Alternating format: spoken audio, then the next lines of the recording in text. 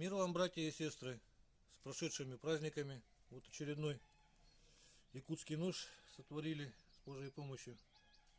Вот хотел показать. Вот носится обычно, вот я ношу, например, с правой стороны, потому что удобно всегда под рукой. Сам не выпрыгнет, а вынуть надо. Вот сюда вот пальцем большим упираетесь, и он одной рукой просто занимается.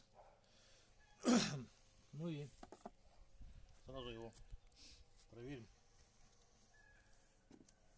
Сначала на прочность. Так.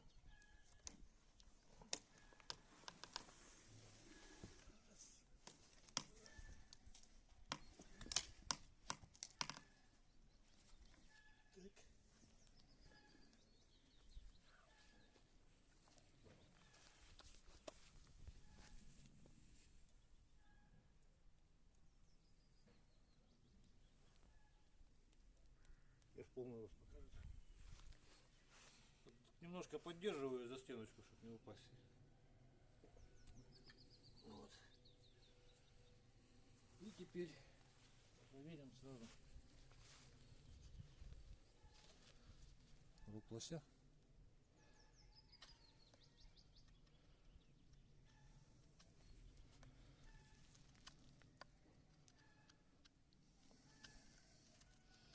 Угол заточки тут очень острый, он для реза, то есть кости им рубить нежелательно, но если случайно заденете, или если, например, грудину прорезать, так вот просто в обух упереться и прорезать ее.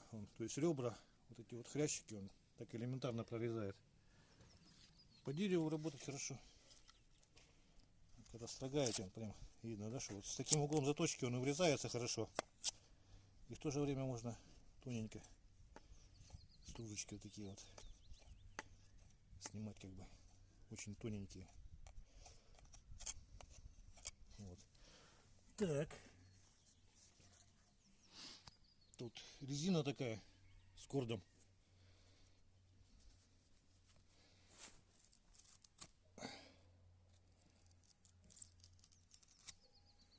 Примерно видно, да? Она его держит. Вот в этом плане дол хорошо, что он это в этом месте сопротивления нету. В этом месте якутский нож очень удобный. Далее, что хотел, по газетке еще, да? Вот двумя пальчиками держу ее.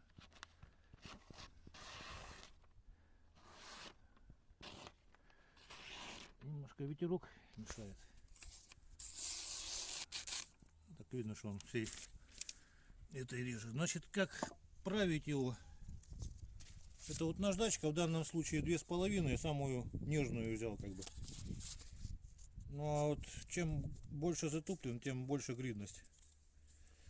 То вот видел, японец один вот так вот правил. По плоскости, то есть. Ну а якутский нож так править это просто замечательно, потому что большую часть плоскости дол занимает, поэтому правится он очень быстро. С обратной стороны только заусенчики слегка вот так вот снять, даже можно вот обножная обтежа. Тут отверстие внизу, это вентиляция клиночка, поэтому он не так ржавеет сильно, как клинок. Всегда приятно пахнет, тут можжевельник.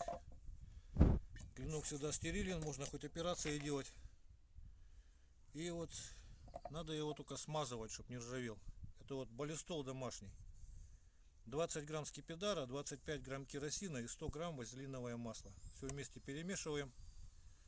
Получается тот же состав, как и баллистол, который вот в оружейных магазинах для ружей продают.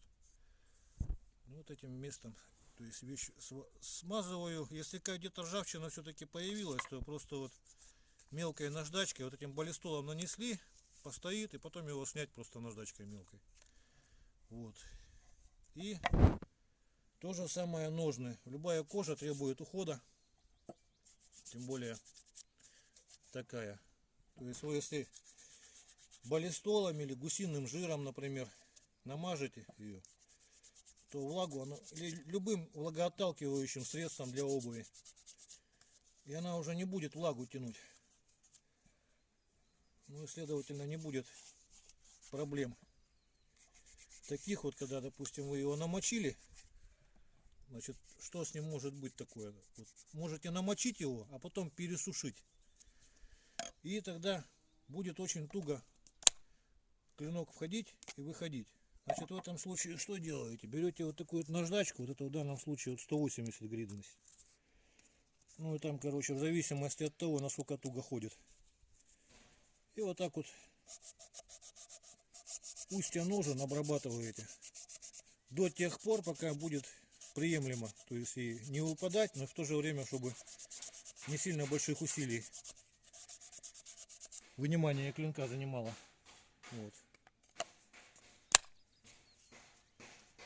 То есть одним пальцем вот. Ну это вот я считаю, что вот так вот лучше, чтобы пусть не потеряется, лучше пусть поплотнее сидит нужно. А так вот можно подрегулировать.